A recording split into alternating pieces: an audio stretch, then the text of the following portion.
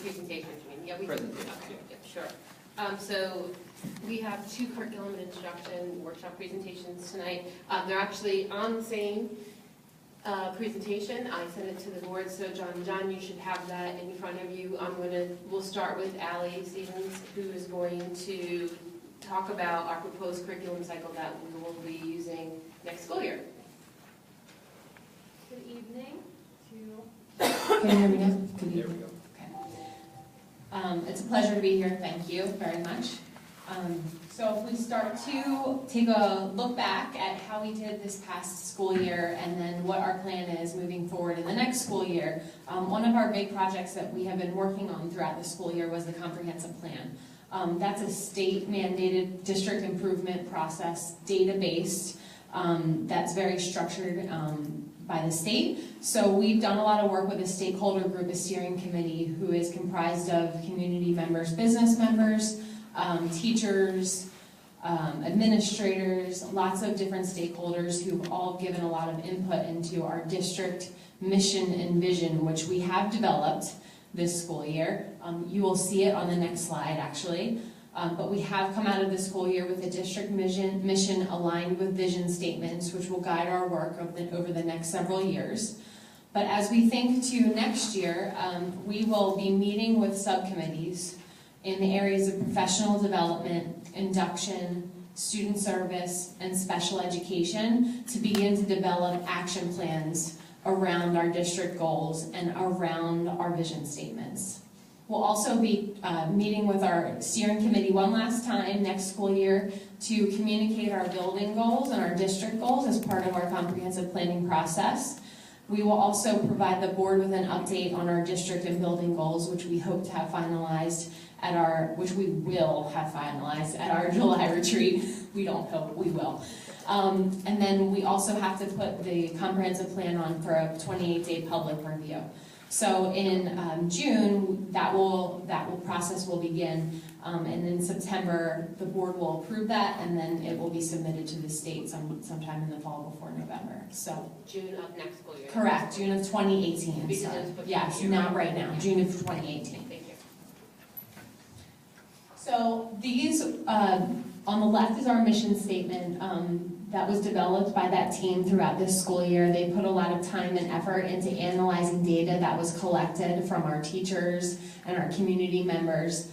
Then we also worked over here on the right to develop vision statements around the areas of student achievement, empowerment, culture, partnerships, and innovation. So our team, our building and district admin teams are really going to be thinking about what do these vision statements look like when we talk about our district work and our building work? How do we actualize them for our classrooms and then the things that we do every day? So as I said earlier, the comprehensive planning process is basically a district-wide improvement process. So we're really going down this road of we've completed our needs assessment, we've identified our systematic deficiencies and our accomplishments, we've identified our systematic challenges. Our next step is right here in the orange. We'll be developing our district goals during July, and then subsequently each of the departments and the building goals will be working on developing their own goals, which will align to the mission statement and also to the vision statements. So then as we move into next school year, one of the major themes that came out of the data collection from our comprehensive plan was a K through 12 curriculum and assessment and instruction review cycle. We do need some work in that area, so we're looking to really shore up our foundation in the areas of those 3 areas: curriculum, instruction, and assessment. So curriculum is really what we teach. You know, the PA core standards, the career and work standards. The instruction is how we teach it. So things like down here on the left, it's hard to see, sorry. Down here on the left, things like our multi-tiered system of supports, professional development, what does our supervision and evaluation model look like? How do we integrate technology? What does enrichment and intervention systems look like? And then how do we think about school climate? And then lastly, assessment. How do we measure if what we're doing is working in the classroom and in our systems? So we talk about formative and summative assessment over here in this circle. Definitely benchmarking. We have some great tools which we've just brought on this school year, and we're really going to be diving into the data that tells us on, are our students learning what they're supposed to be learning, and are they engaging? Are we seeing engaging instructional practices in our classrooms? And this is all focused around the idea of college and career readiness. So there's a real focus with the new PA core standards on college and career readiness. We actually are gathering a team next school year which will be working particularly in this area, college and career readiness. What does that look like for all of our students K through 12, and what are the activities that students will engage in around that area? So the next question you're probably asking is, how do we accomplish all the things that we need to accomplish? So a lot of our teachers have seen the stages of curriculum review, but we have really defined it for all of them a lot more clearly. So in our stage 1, which will include math and ELA, and then 6 through 12 science next year, we're actually going to be compacting some of our stages. I'll go into that shortly. But in our stage 1 work, we will be conducting basically a program audit. So we'll be collecting student achievement data. We will be looking at department mission and vision statements, a 5-year action plan, and then also a research component. So what are our best practices in our content area? What are other school systems doing?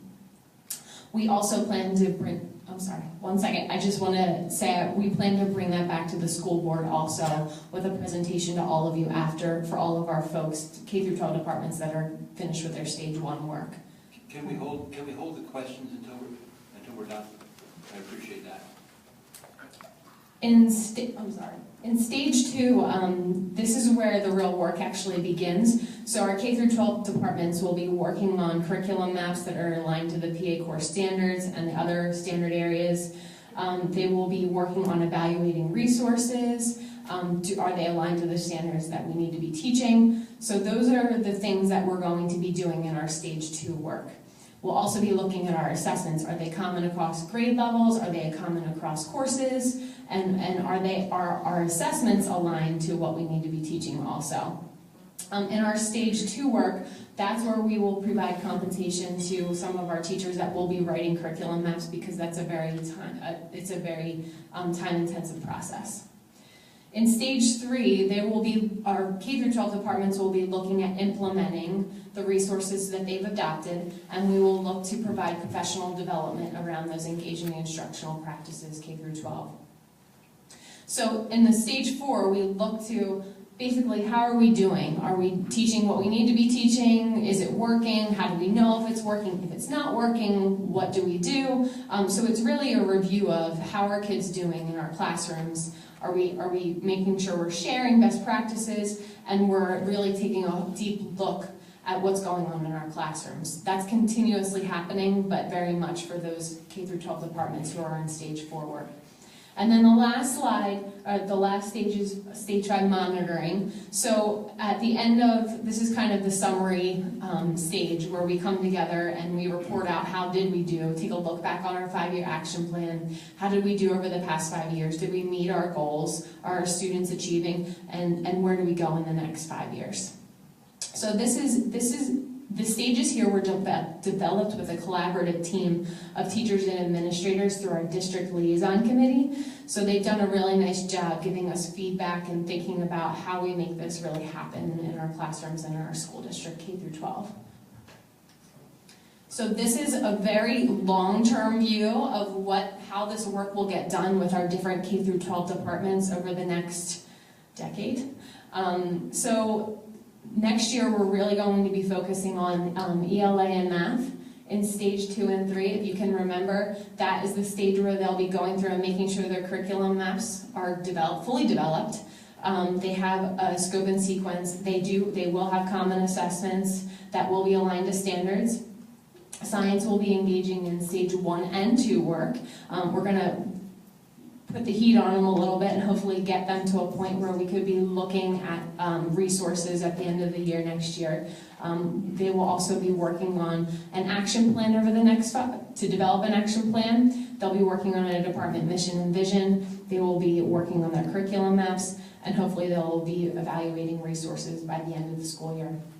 And then stage 1 for art and music will be launching next year. So as you can remember, that's the research phase. So site visits, action plan, department mission, vision, etc. Ally, one question. Is that health and phys ed together or just phys ed? I'm sorry, phys ed is at the very bottom, and that would include health, yes. Sorry, we omitted that, but yes, it would include health. So, and then as you can see, ELA would go to stage 4, stage 5, and then come back to stage 1 in 2020. So every year, the stage changes, and the K through 12 department progresses to the next stage.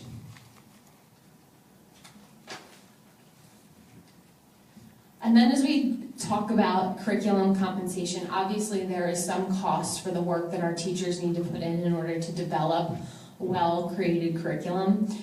So we are proposing that there is a $35 per hour up to 50 hours for a new course map, $35 per hour up to 25 hours for revisions to a course map. And it's important to note here that most of our curriculum maps may be new over the next several years, as we do have some recently adopted new curriculum maps in ELA, but some of our other curriculum maps do need, like K through 12 science as an example, would probably be all new curriculum maps. Will be all new curriculum maps. And then as we go through and talk about some of the online courses that we're going to be launching next school year, so we have career explorations and Health 2 running online next school year. Content would be provided through Edgenuity, which you heard about at an earlier board meeting, I believe that was in April. And then we would always continuously evaluate what are our course needs for some of our online courses. So if we see, we have a high demand for an English 11 course online, we would look to run hopefully an English 11 or a math course if we see our students are really demanding that course. And then we would provide an additional stipend for any course curriculum mapping that's happening for any online coursework. Just to be clear, so the compensation, even though it's hourly now, really does align with what we've paid in the past? Correct. Okay. It does. Thank you. So this is kind of what to expect next school year. As I said earlier, K through 12 math and ELA will really be focusing on stage 2 and stage 3 of curriculum development. So we're going to work to finalize K through 12 maps in those 2 content areas, working on standards aligned common assessments, looking at our gaps in those areas. So if there are gaps and we're not hitting a standard, what do we need to do in order to make sure that we're getting it in and students are learning that? And then we would continue to provide professional development in math and literacy K through 12 for all of our teachers. And then as we look to 6 through 12 science, so they would begin their stage 1 work and get into stage 2 work by the end of the school year.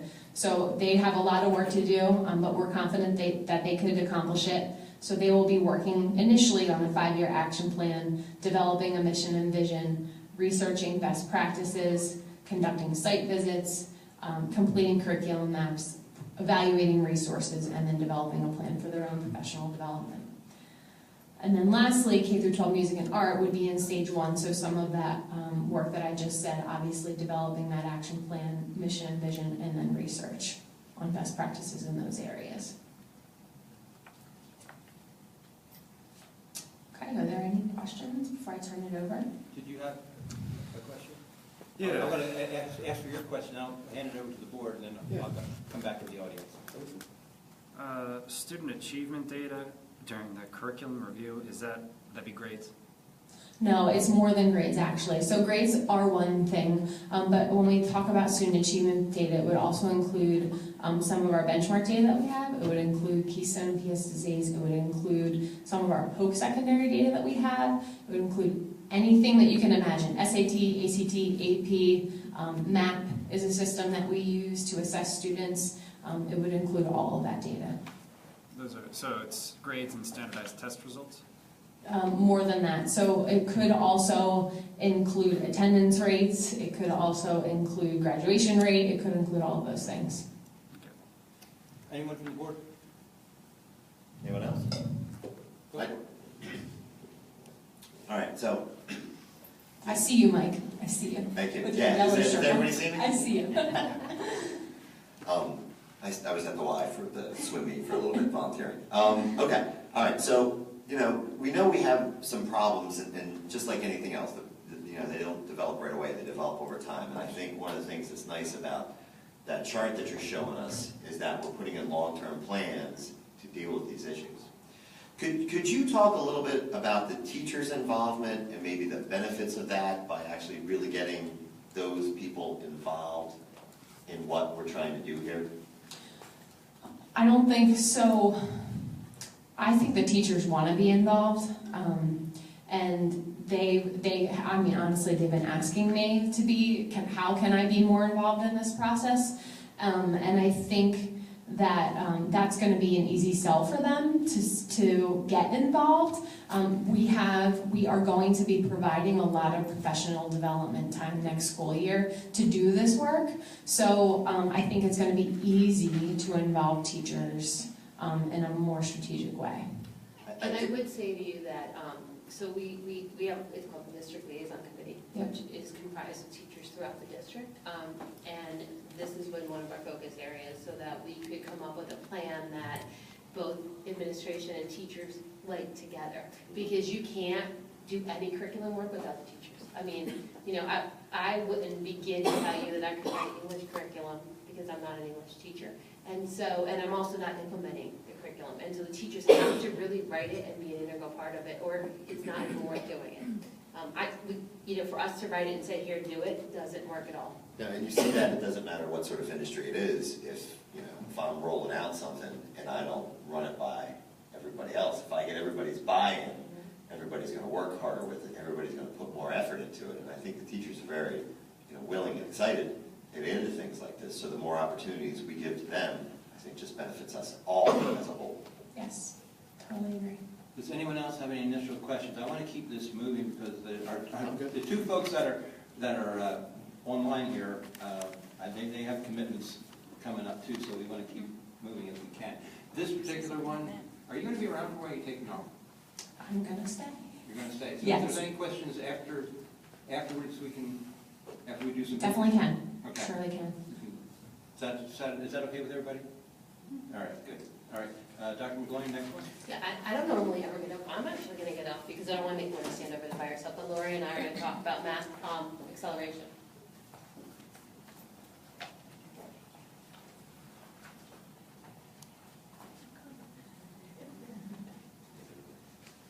So Lori Smith, the middle school principal, and myself want to just talk to the board about math acceleration in the school district.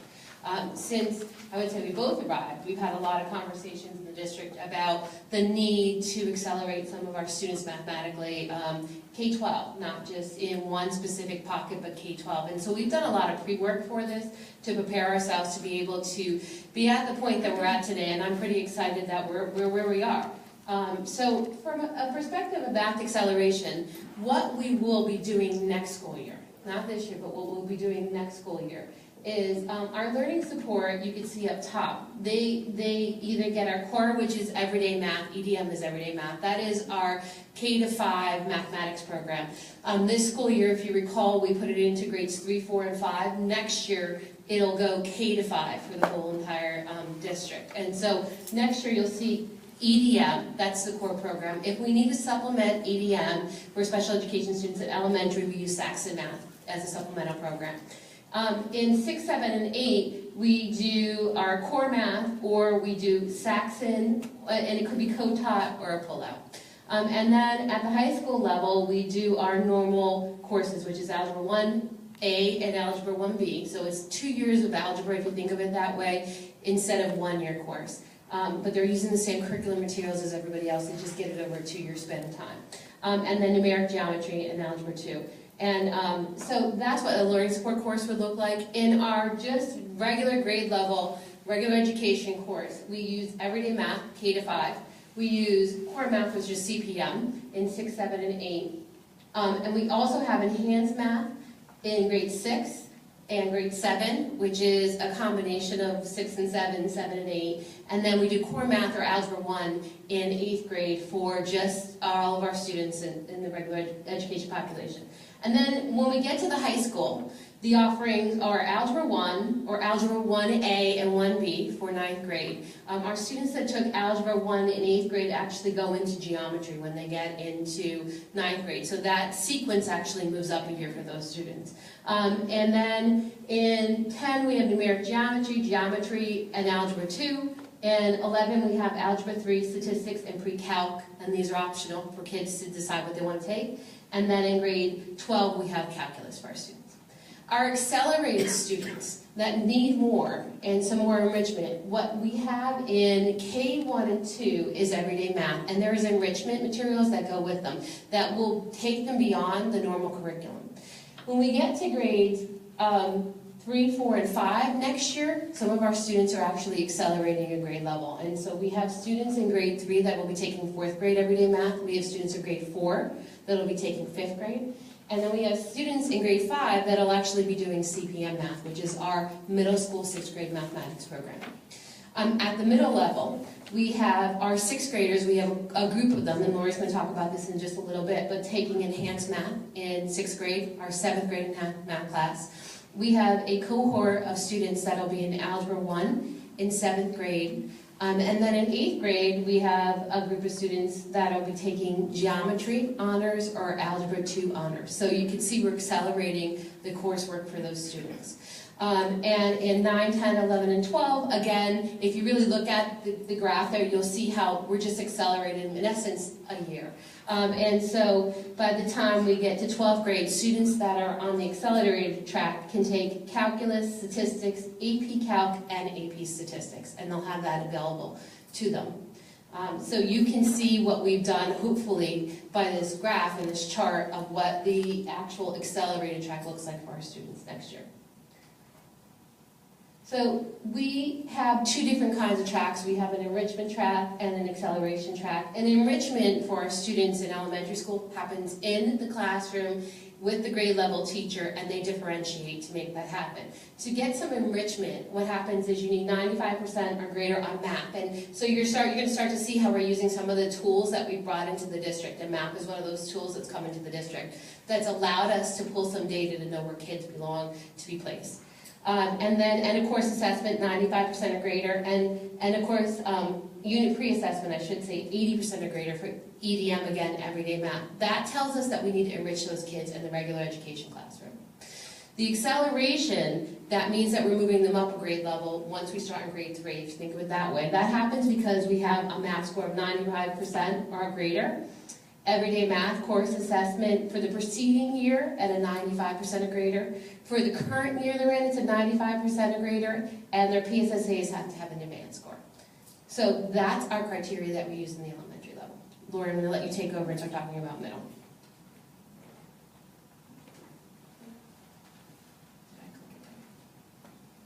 Good evening. So middle school follows similarly along from the elementary school. We have several pieces of data that we use just to do all of our math placements into those chartered classes that Dr. McGloin just went over. So you can see our list includes, we look at the trimester math grades of the students in the current year that they are in. We look at their previous year's final math grade, the PSSA scores, both math and ELA PSSA scores. Our teachers have created math placement tests based upon the CPM curriculum that includes standards from the current grade level the children are in, as well as standards into previous grade levels to see which children have already mastered curriculum and standards that they may have not even been exposed to or taught it yet. We also use the MAP test that Dr. McGloin referenced, being our first year with that. It's been a great piece of data to add to this as another piece of data. So we kind of put all of that together and look at how that falls out for our students and determine if they will be taking the core classes or the enhanced classes, or in 8th grade, the Algebra 1. And then by doing that, we also are able to kind of flush out those students who have already mastered some content and are in need of acceleration, meaning going to the next grade level. And so our criteria for that is, again, similar to the elementary schools. We look for a 95th percentile or higher on that math MAP score, as well as we are looking for an 80% or higher on that math placement test that we have created. So we basically look at all of that and figure out which kids meet that criteria. You want me to roll right into this? So what has been really great is that over the last couple of years, we've had just a few students here or there, and we haven't had as clear criteria in order to determine those kids. So it's been really nice this year to be able to be a little bit more clear-cut and know which students really are in need of acceleration. And so you'll see on the chart, I think on the next page, we'll be talking about how many kids are being accelerated in elementary and in middle school, and you'll see that's increasing a lot for this coming school year. One of the things that we are hoping to offer that I believe is an action item for approval tonight is a summer algebra prep course. We currently have run, from the last 3 years that I've been here, only 2 sections of Algebra 1 in the 8th grade. And we know that we have more students that are ready for Algebra 1 in the middle school, whether they're 7th graders or 8th graders. So we have 2 staff members in our building who are willing to work with some students this summer who maybe didn't meet the clear criteria to be in the Algebra 1 course or to be accelerated, but they were close. We'd like to offer this opportunity to them that if they can take our summer algebra course, it's a 2-week course, get some preparation on what that skills will look like and some base and foundation that we think that they will be ready for the algebra class. So this basically shows you that our purpose is preparing students to be enrolled in Algebra 1. We have the curriculum identified, the major topics that will be covered. We are hoping to do this Monday through Thursday for 2 weeks in a row in July. And the potential impact for the middle school, we have 9 students who are 7th graders who, if they take the course, could be accelerated to Algebra 1. We have 6th, 8th graders that could be enriched and enrolled in the Algebra 1. And then we have also offered it to an additional 11 students who actually meet the criteria to be in Algebra 1 already. However, they may be kind of jumping since this is our first year really accelerating. We have some kids who maybe were in a core math and now they're jumping to algebra. And so we feel that they're ready. Their placement data shows that they are, but we want to be able to offer this to say, hey, if you really want to make sure that you're ready and you're set, this is something you can do, but we are not requiring it for them. So we have, if everybody takes the course that we have sent the letters out to, and they should have gone in the mail today or tomorrow, we will have 88 kids in Algebra 1 in the 17-18 year compared to the 60 students that were in it in the 16-17 school year. So I think that's a great increase, and I hope we continue to increase over the years. We certainly have kids that are ready for this. Sure. So just to go back for one slide, just to this prep course, and I think, I don't know what I did on the agenda, math camp, I think I called it. But we really believe that we can fill the gaps in with this, and the total cost is about $900 to make it happen. So it's relatively inexpensive, and we feel like we're going to reap a huge amount of benefits by allowing our students to take this course. And our goal will be that, you see 9 kids in 7th grade. The goal is to have a whole cohort of one class of students that will be taking Algebra 1 when they're in 7th grade. And we're building to that level by what we're doing with our math programming K-6, K-5, I guess I could say. That's how we're building to get to the point where we do have a cohort of students that will be taking, it'll be a whole class, that's the goal. And the core actually, the Common Core actually speaks to all students taking Algebra 1 in 8th grade. I don't think Gloria and I either probably philosophically agree that every single student is ready from a readiness standpoint to take Algebra 1 in 8th grade, but I believe, and I think Gloria does as well, and I don't want him to speak, but we both have talked about this and believe the majority of our students can handle Algebra 1 in 8th grade, but we have to prepare them for that. And so you can see we're starting to move into that direction. So from the historical view, we've had, in 15-16, we had no students accelerated in elementary. We had 1 6th grader accelerated, 1 7th grader accelerated, and 2 8th graders accelerated. In this current school year, we had 13 students at Marlboro accelerated, and 8 students at Hereford accelerated. And then from the middle level, we had 0 and 6, 2 and 7, and 1 and 8. Next school year, you can see the bump up. So we have 7 at Marlboro, 8 at Hereford, 13 in 6th grade, 9 in 7th grade, and 6 in 8th grade. So hopefully you see the trend of what we've been working towards, and hopefully we'll see those numbers continue to grow based on how we prepare our students and based on their readiness. Yep, go ahead. Those numbers that are listed for middle school for 17, 18 will increase if those students that we've invited to the algebra course, summer course, take the course. Those will go up. And I would just like to add that the Keystone results for algebra at the middle school have been really good. Typically the kids that have taken it at the middle school are advanced or proficient, over 90% of our kids. So I feel like we have a really solid course. We just need to get the kids that we know are ready into that class and give a little boost to those that are right before that. And we have a couple students that actually will be going to the high school to take coursework next school year. And so they'll be taking 2 different math classes at the high school next school year, geometry and then algebra 2, honors level. So we do have some kids actually going to high school. That's it. That's it. Questions? Any questions? Comments? Real quick one. Yep. Before the letters were mailed out, did you get a sense of maybe how many people might take advantage of this? So I don't even know if we know them out yet, but we're going to. We really wanted to talk to you about it. We really felt like we needed to have we felt like we needed a core group of students to be able to bring this to you, and we knew we had one this summer. So I don't know if you've gotten a sense at all or had conversation. We have invited 27 students. Okay. So we'll see where we end up. We won't have 27, we're sure of that, but if we get 18 or 15, we'd be really happy with that. I think we have families and parents that have been waiting for opportunities to accelerate, and so I think if anything holds them back, it will be timing of when we're offering it. But I do believe that many of them will take us up on it. Okay. Thank you. Mr. Yes, I Smith. have a question. All right, John, go ahead. Yes, I see in 6th grade for 2016 and 17, we have 0 students in advanced math. We move to the next year, which those students would be moving up to 7th grade.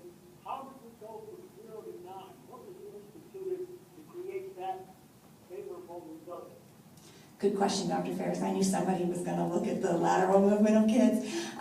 So what we have is we have some students who were in a core math in 6th grade, which is the grade level standards, but based upon now that we have much more solid criteria for acceleration, they clearly have mastered the content of the 7th grade as well. And so they're actually jumping. So they will now be 7th graders taking an Algebra 1 course, but they may have been in just a core math in 6th grade. Unfortunately, that happens to be kind of one of the blips, if you want to say, of not accelerating kids earlier on, in that now we kind of have this gap in there. However, they have taken all of those assessments and they're scoring really high on them, and that's part of us offering some of the summer courses so that they have the time if we feel like they have any gaps in their instruction. So those are the kids who are jumping from a core math into an Algebra 1. So they may have missed some of the instruction, however, on their assessment, they have scored high enough to show us that they've mastered that content already. And my teachers are aware of that. We mark them in our spreadsheet. They know who they are, so they know to kind of touch base with them at the beginning of the year and make sure if they need any additional reinforcement of skills. Our average score on our, and this is going to sound horrible, but on our math placement test, the average score is a 50%. But that is actually a realistic score because half the test was grade level curriculum that they just were taught. So you would expect they would do well on what they were just taught. The other half of the test is standards that are beyond their grade level. So that really shows us the kids who are ready for something beyond grade level standards. Mrs. Smith. Thank you. When is this offered? What time of day? So our intent right now, I believe, is to offer it from 8:30 to, I want to say it's either 11 or 11:30, Monday through Thursday. The 2 weeks that we've identified, I believe, are July 10th and July 17th. Is that conflicting with other activities offered? To my knowledge, no. I don't believe sports starts in the summer, or... Our sports don't start, not until August. So, but we don't offer, from a district perspective right now, we're not offering summer enrichment classes for our students, so it doesn't conflict with anything that we have. Did you have a question? Was it answered? Not really, no. So is this summer course required to enter the accelerated program? It is required for so we have certain criteria that were on that other slide. If they were 95th percentile or higher on MAP and 80% or higher on our placement test, then they automatically are placed into the Algebra 1. There were a couple of kids in that situation coming out of a core class into Algebra 1 that we are offering it to them. They don't have to take it. There's another pocket of kids that didn't quite meet that criteria of the 95th and the 80th percentile, but they were close. They may have met one of the two criteria, and we are requiring it of them. If they choose to want to go into Algebra 1, they would have to take the summer course. So for some kids it's required, some it is not, based upon the criteria that they met. The percentiles of their placement on the tests, where they Yes. where they land in the grade Yes. distribution. So the number of children offered admittance to the accelerated program is dependent on how many students are in the grade. A certain portion of them get offered admittance to the accelerated program? Or are you talking about the actual score? It's the actual their personal score, and the score? MAP assessment Okay. is a nationwide assessment, so that is not just students from Upper Perkiomen, so it's a percentile based upon any 8th grade student who took the MAP assessment, or 6th or 7th. Our individual math placement test that we took, it's simply their score that they got. So if I earned an 82% on my test, that's my score. But it's not based on the number of students in the grade level, like only so many could go in, it's just based on who qualifies. You wrote percentile, and that to me, that means where they land in the grade distribution. The 80th percentile would be the top 20% scores. So it is with MAP assessment, definitely, because it's a nationally normed test, and that is where they land. But when we're talking 80th percentile for a test that we give, it's a test that you get 80% of the questions right. So it Maybe depends on change which assessment you're talking Score, about. you say 80% or higher, rather than 80th percentile, because that that's not what that means to me.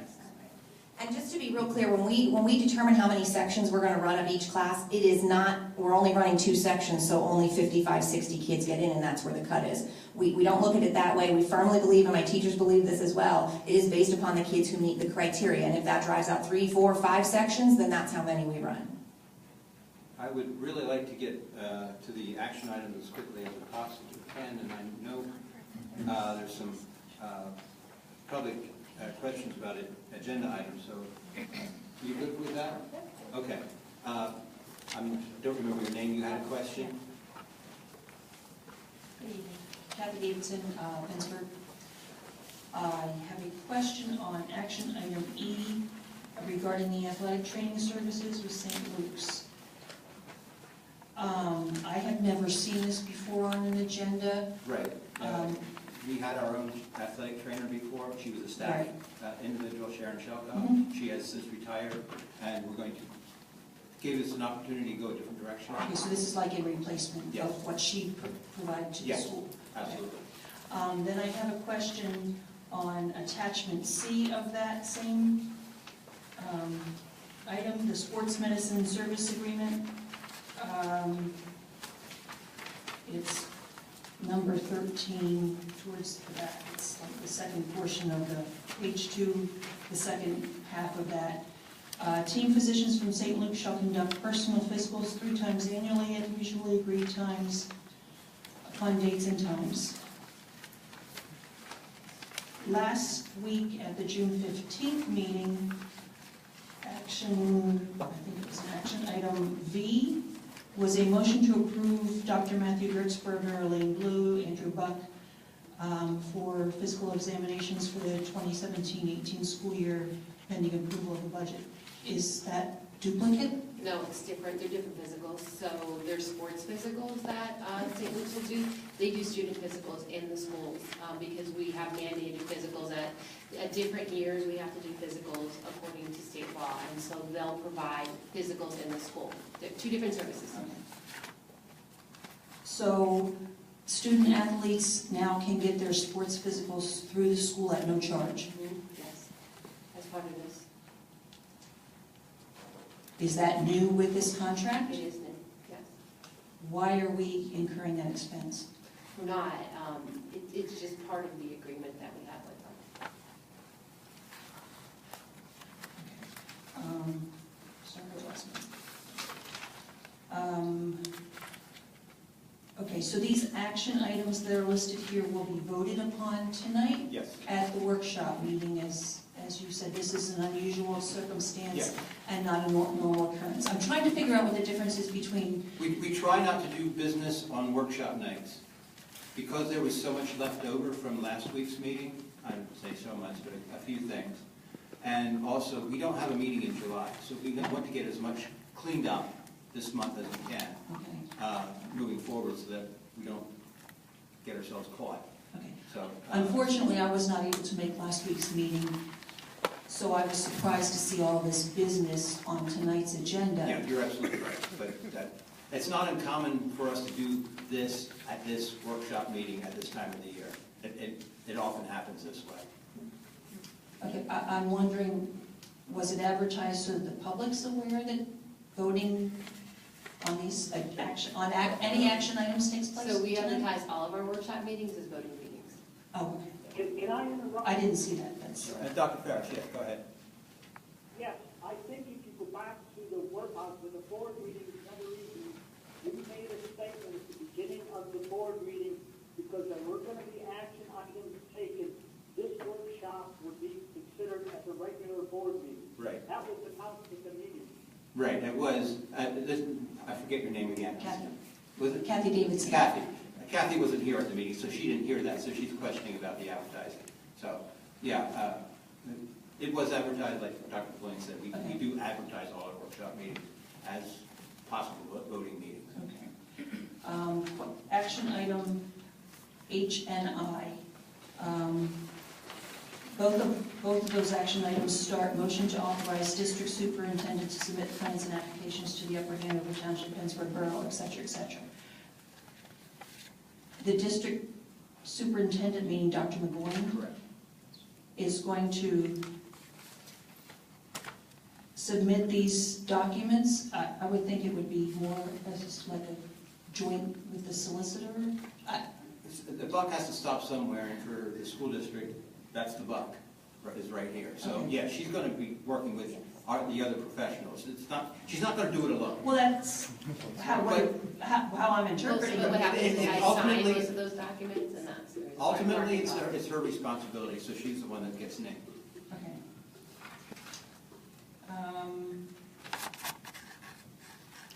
Okay, thank you very much. Thank you very much. Are there any other questions? Melanie. Melanie Cunningham, up behind. We've heard that before. I'm thinking. Okay, so I have a couple questions. I'm thinking that a couple of these items are out of order. They should be, maybe you might want to vote on I, J, and K before you vote on H. And while I'm saying about J and K, so in the sense of J and K, the meaning of condemnation, as long as I can say it, is that eminent domain then? Is that what you're talking about there? I'm going to let Mark talk about that. Mark Hosterman is, Yes, that does mean potential condemnation. There is a resolution attached to the agenda which gives Dr. McGloin and my office the opportunity to try to work out amicably with these particular parties at the corner of 11th and Montgomery Avenue, and also the parcel immediately adjacent to the proposed middle school, to try to work this out amicably. But we need the authorization for condemnation at this meeting in the event it does not go amicably, because we don't have a meeting in July. And it can't wait until August? It really can't. We need to move the approvals as quickly as possible for the new middle school. On F and G, were there any changes made by the solicitor based on the original terms? I know there were questions about them, and the fact that you couldn't cancel them, or? No, there were not. I had one other thing. Before the board meeting, had at least 25 people, combination, emailing me, calling me. They were looking at attachment B, the budget resolution from the last meeting, and there's a mistake in it, kind of a big one. Real estate tax at the rate of $24.3479. It says per 100 of school district assessed valuation, not per 1,000. So I'm thinking that my taxes would be about $63,000 for my house. Not a good idea. I'll look at that. Okay. So no one else saw it? Yeah, I was surprised. There were a whole bunch I of was people. very surprised. It's kind of a big one. I also want to ask, are the bid documents still somewhere around here that I can take a look at them? Yeah, Okay, so if I came in tomorrow morning, I could go look at them? not tomorrow morning, but Monday, we're closed on Fridays in the summer. So Monday. Okay. I had one question. I think I've asked it before. I might have asked it at Upper Hanover, I'm not sure. Has there been any kind of an environmental test done on the soil on the middle school site? I know there's been geotechnical surveys and I read them, but I haven't seen anything that actually the composition of what's in the soil. I'm still trying to figure out why you're putting 7 feet of fill in there. Is what I'm I trying don't to know work the on. answer to that off the top of my head. I don't want to say yes or no to you because I'm not going to give you the right answer. Either maybe I will, maybe I'll get lucky. But let me get back to you. That's the Okay. best answer I can give you. When are we ever going to hear Dr. Drake's STEM presentation? That was a long time ago. Yeah, I don't think he's never given it, unless I missed it somewhere. I don't remember him saying he was giving one. So Well, I assume since he went and that's what he does for a living, that we would hear his conclusions.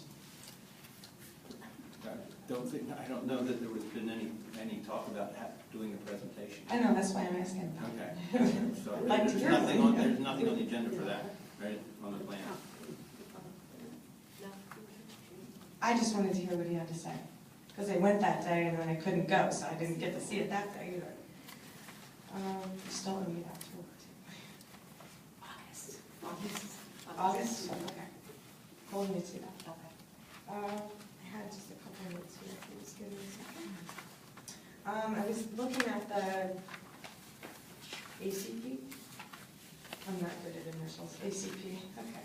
I was looking at the ACP contract, and I just wonder, I had a couple questions. So, under personal days, they're in addition to the 12 days. So the total is 15 personal days by the third year. There's 5 personal days approved for each full year to be worked. And I think this is a 3-year contract, correct? So it's 5 days a year, but if they're not used, they go to sick days. So you don't accrue 5, so that equals 15 after 3 years. Okay, so it's not additional 5 each year, it's only 5? Yes. Okay. And then if they're not used, they just roll to sick time. Okay.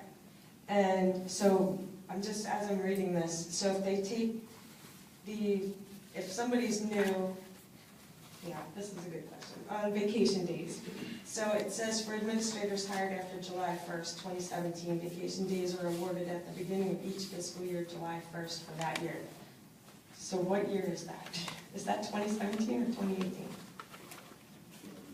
So somebody got hired July 1, they get front-loaded, meaning that they get them up front. Okay, so in other words, if they They started, start with 20 they days. could start with 20 days and then not have any more.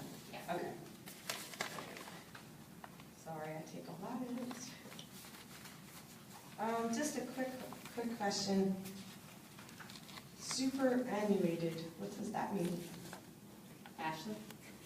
I'm gonna try to- That's official retirement, so PSERS eligible retirement. Instead of just saying I'm retiring, you have to be PSERS eligible. Okay. I was looking at I have another question about that, that's my answer. So under retirement benefits, it says if you're here for 10 continuous years and PSERS eligible, which now I know what that means, you get 6 full years that you get an extra $10,500 after you've already retired. Well, the year you retire and 5 more years. And then if you've been here 15 years, you get $13,500 per year for 6. Is that a normal practice? Because I figure if you're getting money to your 403B, that's while you're working, not after you're retired. So I don't know. That is an evolution, and that evolution is coming down. At one time, So you do this every year? were given health insurance until they're age 65. that could have been 20 years, depending on when they retire. Then it was backed up to health insurance for 6 years. I think that's what it was. And then the current contract is $13.5 in dollars for 6 years.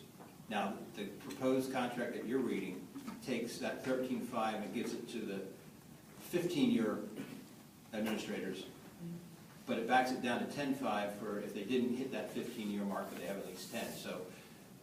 So it was more than that last year? Yeah, currently, the current contract. So the board has been trying to back that out to some degree, and that what you have there is our attempt to back it out a little bit from what it was before, and still give them a fair retirement benefit. Your question, I will be perfectly honest. Upper Perks retirement benefit is in the higher bracket. It's not near the highest, but it is a fairly good one. So I'll admit that, and I'm not ashamed to say it. I'm proud that we can do that, we do that. So. Okay. Is that it? No. Sorry, no. Sorry, John, I'm trying to do this as fast as I can. Okay, so, is this the first time in the ACP contract? Is this the first time that there's a stipend in on top of the doctorate? Yes. Okay, so this is extra also? Yes, that's something new, that's something they requested, and we felt it was fair. Okay. Oh, and I have one more question about the post-retirement benefits. How many other districts in that marketplace list, how many of them actually give post-retirement benefits? And do you know what they are? Like how do we compare? Well, every district does some type of post-retirement benefits, but I mean, I don't know off the top of my head to give you a comparable. Okay, I just They all figured do since you had a something. marketplace, there should have been a lot of different comparisons. There were, but everybody does something. So it could look like sick day payout, it just depends. Some people do that, some people give a percentage of their salary. So, but yes, if you look at the marketplace, everybody does something. Okay, I guess I have to go investigate. Do we actually allow anyone to buy healthcare after their retirement? Since you said it's not there, and now it's the 403B. Ashley, you want to talk? Only what's required by law, by FOBRA, or to age 65, if that's what the law says. But yes. So anybody who retires gets healthcare till age 65? They can pay 100% of the cost and buy it. Okay, yeah, that was my question. All right. Sorry, long day. All right, if I can, I'll let you get to your votes, although I see you're missing a bunch of people, but I think these are kind of important votes, and we're missing some. Anyway, I'll let you get to your votes. I have more questions, but I'll sort them out and ask you later. All right, thank you, Melanie. Is anyone else before we get on to the action item? Mr. Shive?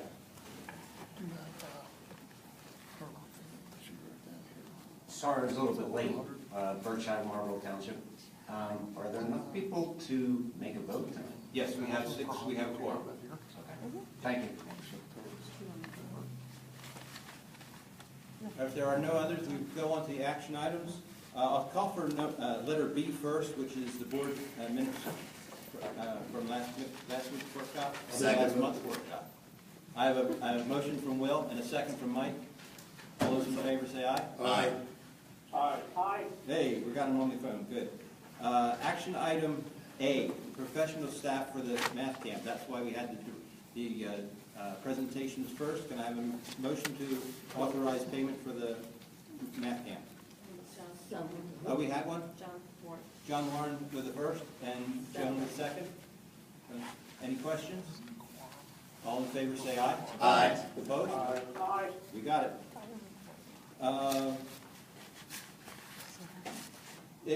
Action item C, the compensation plan for the Act 93 administrators. May I have a motion? To approve? I have a motion from Joan Smith. May I have a second? John Farris, was that a second? Yes. Okay, I have a motion and a second. Questions, comments? Mr. Elliott. I would like to, I think this is something that we could do a better job with. I think that we could make something better out of what we currently have. I think we could work some things, be fair to everybody, put some stuff in there, whether it's incentive program like I was talking about before at one of our meetings, but I think there's some different things that we could do. So maybe if we took a little more time on this, I think that might be a good idea, so maybe we could table it. Is that a motion to table? That's a motion to table. Do I hear a second on a motion to table this?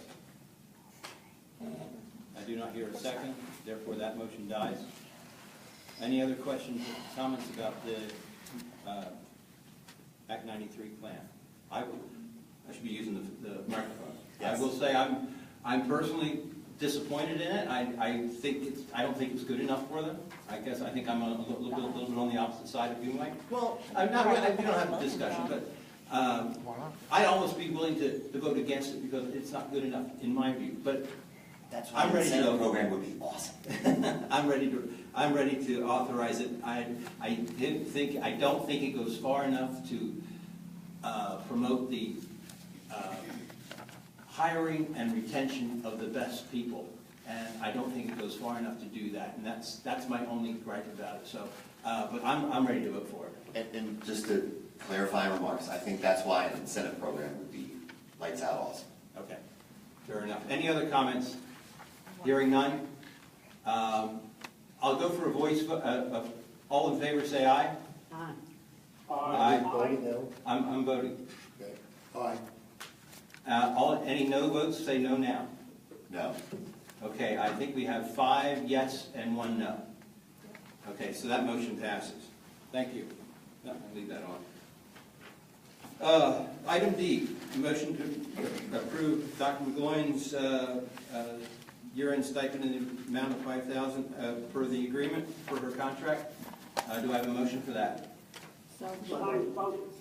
I got 3 motions for that. Let's see, I think I'm going to take John Farris's motion and John Warren's second. Any comments? All those in favor say aye. Aye. Opposed? That passes. Now, item E is the athletic trainers from St. Luke's Sports. May I have a motion to? I'll make that motion. Second.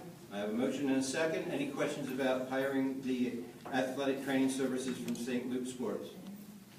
Hearing none, all in favor say aye. Aye. Opposed? I'm sorry. I'm a little late for you guys, but I'm sorry. So that passes.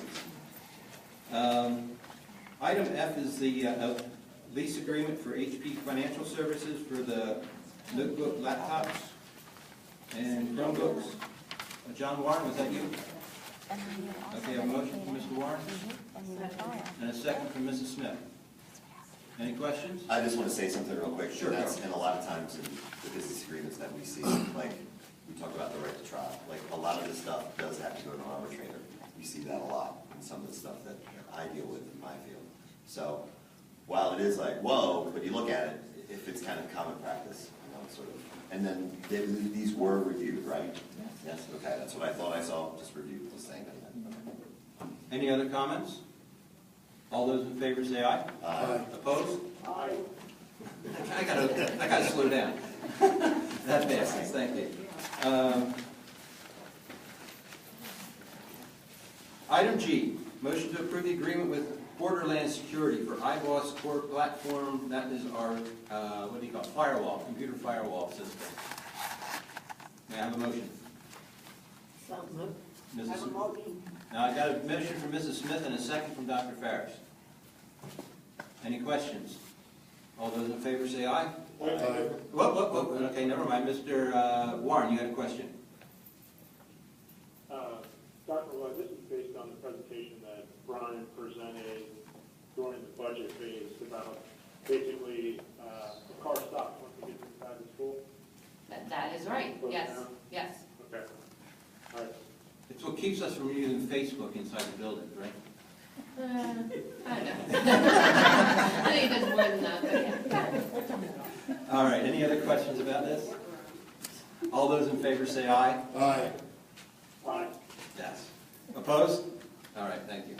I'd like to make a motion to take I through L with one vote. Everybody, you mean H through K? Yes, I'm sorry. Yes. Clarify that, Dr. Farris. H H through K, H, I, J, okay, that's the remainder of the action items. Any problem with that from anyone? Okay. I have a motion to take H through K.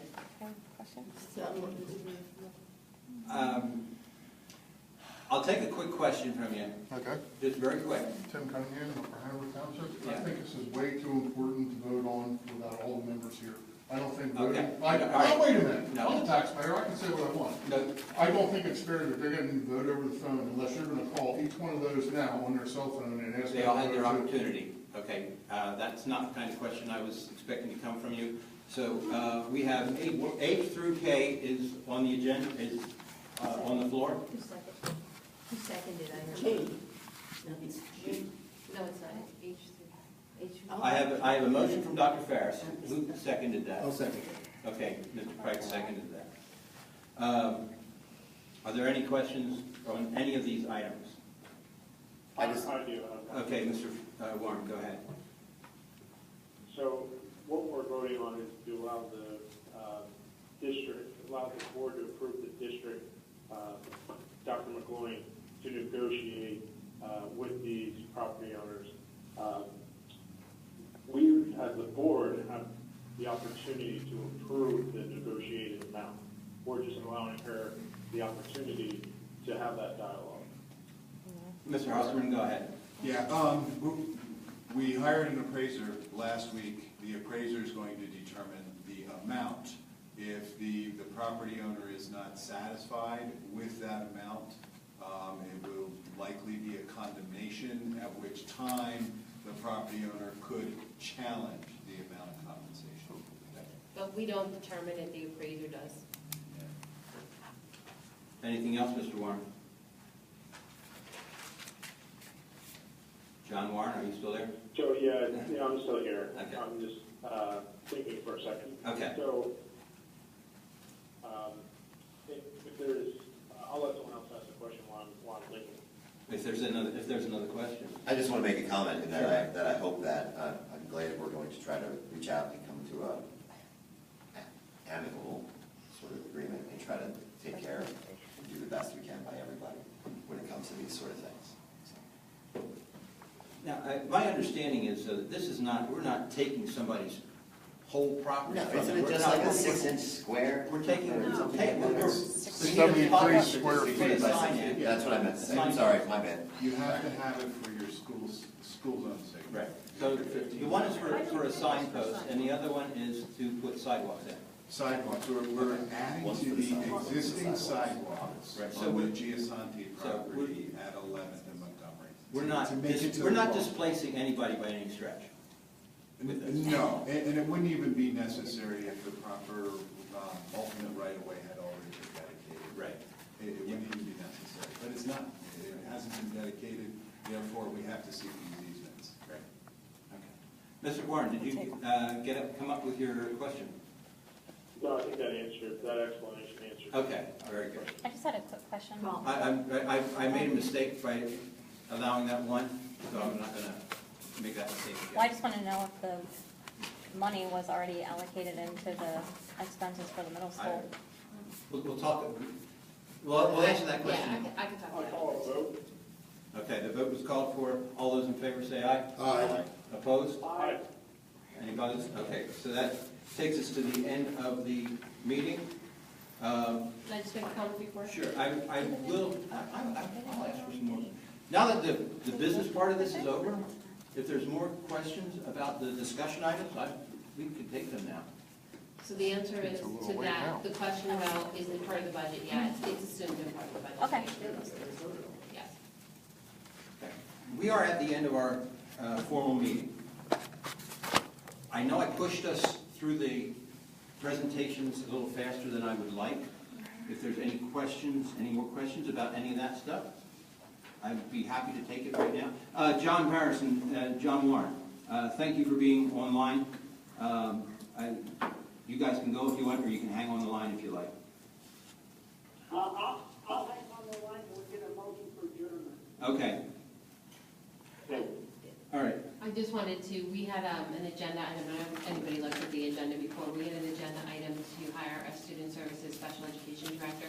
just wasn't at the point where I tried to keep it on the agenda. Not that we don't have a potential candidate, it's just everything wasn't all worked out at that point. So we are anticipating the possibility, I'm calling it a possibility, of a meeting on Monday, a special meeting to appoint that person, if everything works out. So I just wanted to put that out there, so everybody knows we will put it out in the paper like we're required to do, but since everybody's here and it was on the agenda, I wanted to just mention that was pulled just because we weren't quite ready to get there.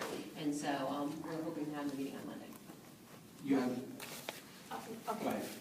These last minute meetings, you said you'll put it out in paper, what paper? We put it out in the Mercury because that's the paper we can put it in. Okay. Town and Country doesn't back till next Thursday. Right, which is why it's too late. That's why so- I don't know where I'm supposed to look. Well, we haven't had a special meeting, I don't think, since I've been here in 2.5 years, so this will be the first one, I think. I don't remember another one, don't quote me on that, but I don't remember another one. But there was just no way to get it done, and we can't wait until August to appoint that, because people can be held for 60 days. So that would be way too long for the district to do it that population. Okay. I have a question.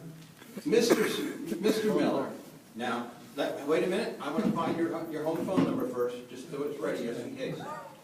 My name is Kenneth L. Miller, and I'm from Upper Henry Township. I don't know, how do you figure this is a fair voting system? The way you have it handled tonight, I don't understand that. Okay. 1, 2, 3, 4, 5, 6 seats empty, and you're gonna send this stuff through the... Mr. Miller, there are 2 people on phone. Now, a year ago, more than a year ago, we went through the whole process of creating a policy whereby people who couldn't physically be at a meeting could participate. It went through the debate process, and the board decided that we would allow board members who couldn't be here in person to call in and be present and be able to vote and be part of the discussion. We went through that whole process, and so that is allowed. Now, we knew Dr. Drake was not going to be here tonight. He's in Germany, I believe.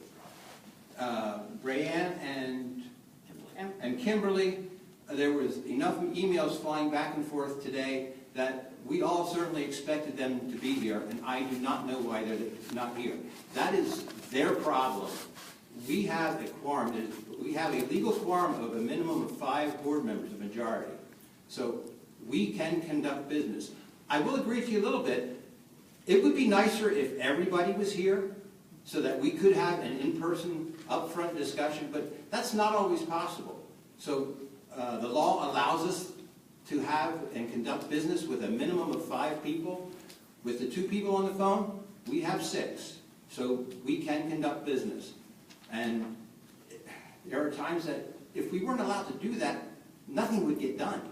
Because we all have lives, we all have things, business, things that we have to do. Well, according to the newspaper, I thought some of this stuff was going to be pushed ahead. It wouldn't be brought up. Well, I don't know. I don't know if you get the paper or not, but I read it every now and then. And it sounded like some of this stuff wasn't going to be voted on tonight. It was going to be pushed to the next meeting, which would be August. That would be August, yeah, I don't know. Well, I didn't read that, so increase in salary. I'm sorry? Her increase in salary, that was in the paper. That was intended to be, that was brought up last week, and it was delayed till tonight. I mean, it was intended to be voted on tonight. When it was tabled for last week, it was postponed till tonight specifically. So nothing could be tabled till Monday then?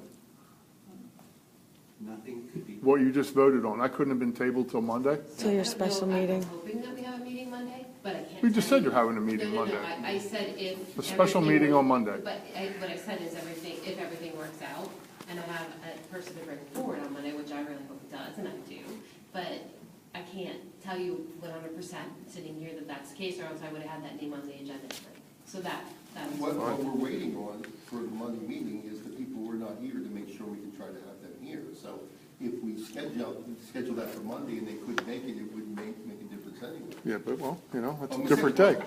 I mean, there's... All right, I've said what I have. I just don't think that's the way you run a program. Exactly. I think everybody ought to be here to vote, not telephone bid. John Farris, if they can't be present, they shouldn't be on the board. All right, Kenny, duly noted, duly noted. Can I comment that very, very quickly? First of all, because I was involved in that stuff, obviously, it didn't affect me because I'm still here, okay? I don't go away very often. I mean, I'm here. So the people who pressed for that were the people who, and that's including Ray, who have businesses outside where, you know, they have to go to maybe California or something. And so we wanted them to be included and for them to be able to go and do business trips.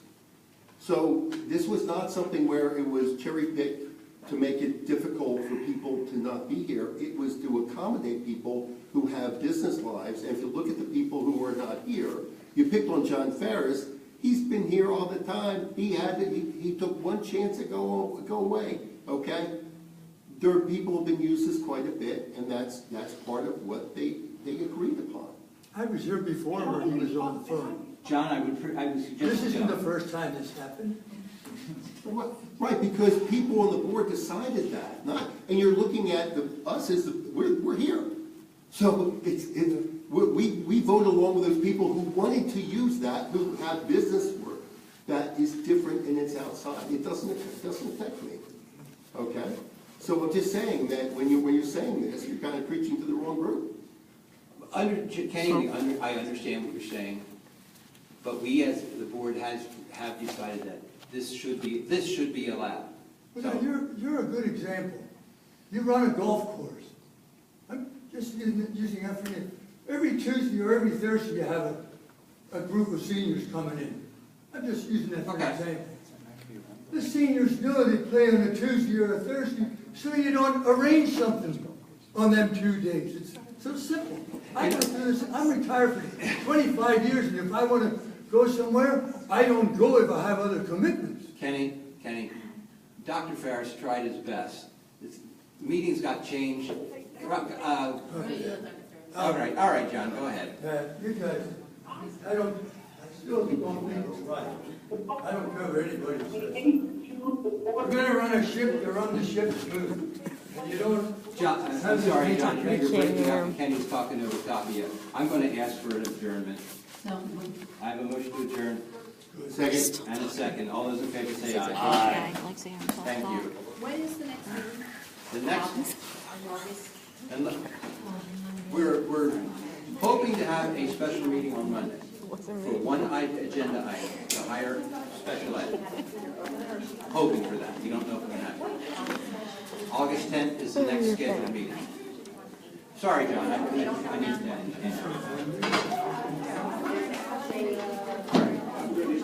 You bet. Talk to you later.